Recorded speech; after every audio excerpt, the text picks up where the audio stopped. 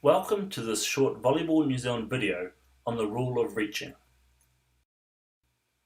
Reaching is not covered by one single rule in the rulebook, but we can start by looking at the easiest applicable rule, which is when playing the ball, each team must play within its own playing area and space.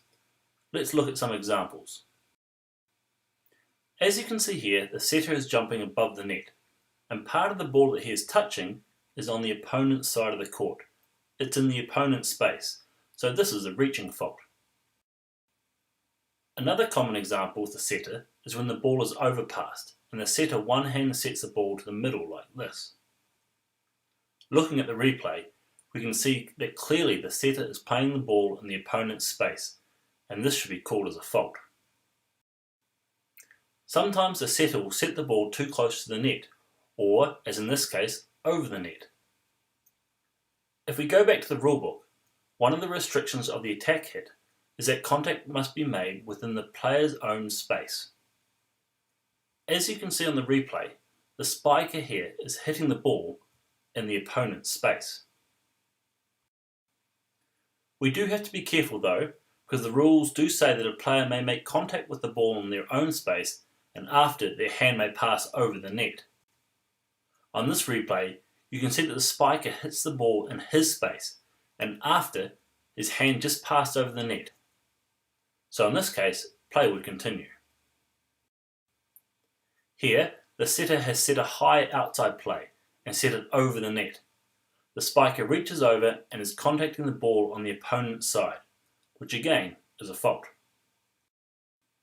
Let's talk about blocking.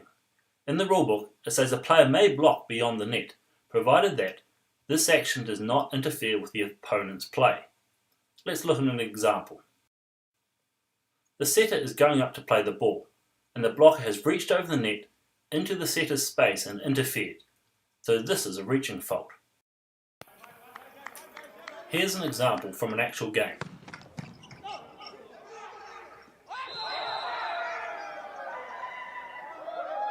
It's very important to note that this is only a fault because the blocker interfered with the setter as he was trying to play the ball.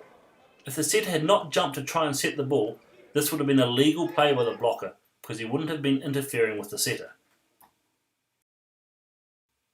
We should quickly cover the hand signal because it's often confused with the attack hit fault. The reaching fault on the left is the arm horizontal above the net. You use the arm on the side of the court of the team which committed the fault. The attack fault on the right is similar. It ends with the arm horizontal above the net, but starts vertically. Again, you use the arm on the side of the court of the team which committed the fault. Finally, as is the same for any of the rules in volleyball, don't blow your whistle unless you are certain a fault has been committed. For example, was there a fault in this play? Looking at the replay, maybe the blocker is touching the ball in the setter's space.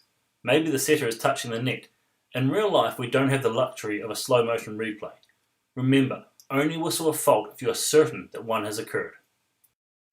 We hope that this has helped. Good luck with your officiating.